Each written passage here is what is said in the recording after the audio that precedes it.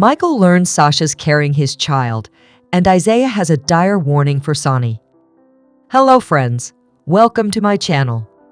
Have a nice day. For the latest news update, please subscribe the channel and press the bell icon. In Alexis's office, Ava says she'll get to the point, and she knows Alexis is the trustee of the Cassadine estate. Ava assumes a clerical error has been made, and the Cassadine estate has taken money from her accounts, which she wants back. She asks Alexis to facilitate the return of her money, and she'll get out of her hair. Alexis says it gives her great pleasure to tell her that the Cassadine estate doesn't owe her a dime. Ava explains this money was part of her divorce settlement, and she was a good wife to Nicholas, and he didn't make it easy. Alexis says the Cassadines don't make it easy for anyone as they are bad people. She reminds Ava that she left Nicholas more times than she can count. Ava admits their relationship was volatile, but she loved him, and that's why Nicholas was generous. She says the money is rightfully hers, so give it back. Alexis says her job is to keep the estate whole until Ace is 21, so Ava can appeal to him then. Ava assumes Alexis is loving this. Alexis says it is a perk in a job she didn't want. Alexis says this money isn't hers to dispense, but Ava thinks she could find a way to help her if she wanted to. Alexis states she is protecting an innocent child who doesn't deserve any of this. Alexis shows her the door, letting her know that, according to the terms set by people in Greece who are not her, she'll never see a dime of that money again. Ava says she had to try, and this isn't over. She won't give up everything promised to her. Ava leaves, and Alexis says couldn't have happened to a more deserving person. Michael calls Sasha into his office to talk. He explains he needs her help and thinks he and Willow are headed for a divorce. Michael explains she's filed for separation, and it seems Nina may be influencing her thoughts and decisions. He has no idea what is going on in Willow's head anymore. Sasha offers to reach out to Nina, but Michael isn't asking that. Michael says after speaking with Diane, he has to prepare for the worst. He may have to go public with Willow and Drew's affair.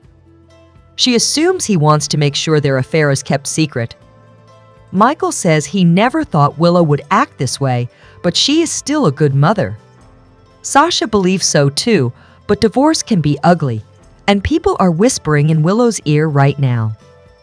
Michael doesn't want their kids to see the worst of him and Willow. He saw that with his own parents during their divorce. Sasha promises not to tell anyone about their night as she's leaving town. This conversation has solidified it. Michael doesn't want her to leave town because of him. Sasha says she doesn't have a choice, and she's pregnant. Michael realizes the baby is his. She was hesitant to tell him. He thanks her for telling him, but asks why she was considering not doing it.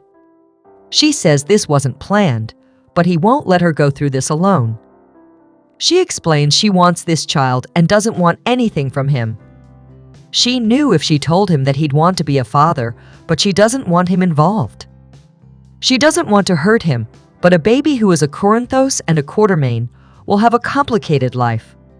The Quartermains have made backstabbing one another an art, and his father has put Michael in a certain position growing up, and she doesn't want this baby to have to deal with that either. Michael can't pretend he's not the father and wants to be a part of this baby's life. Sasha knows most women would love the support he's offering, but she's thinking long-term. This won't help his custody case with Willow. Michael hates having to choose between who he's a father to. Sasha says all she wants from Michael is his trust that she'll be a good mom and that she'll do what is right for their child. Michael hates it, but understands. He will agree to her plan, but needs something from her in return. In Sonny's gym, he struggles in the ring and grabs his chest. Isaiah appears, tells Sonny to take it easy, and introduces himself. He asks what is going on.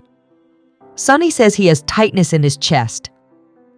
Isaiah finds his pulse is fast, so he asks Sonny to take deep breaths in and out.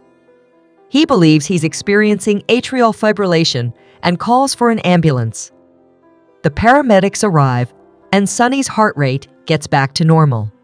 Isaiah tells him he needs to be admitted to GH for observation, but Sonny says that isn't going to happen. The paramedics leave, and Isaiah tells him this is serious and asks if he has had symptoms before today. Sonny invokes doctor-client privilege and wants his word that nobody will know what happened here. He explains in his business, weak individuals are taken out